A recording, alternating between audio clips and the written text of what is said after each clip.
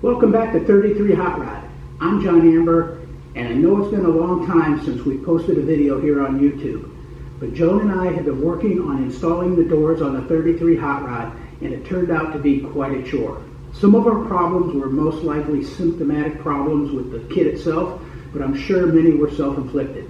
So anyway, let's go through the process and I'll show you how it turned out.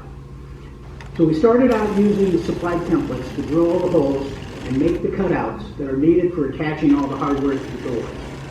It seemed simple, but it wasn't clear exactly how to line up the templates, so we had to do some tweaking as we progressed.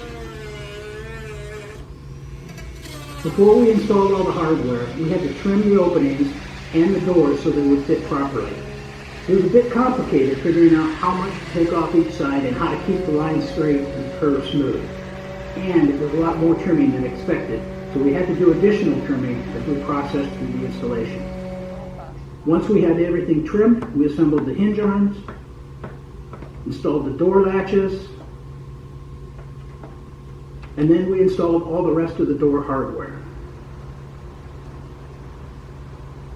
Now it was time to secure the doors to the chassis.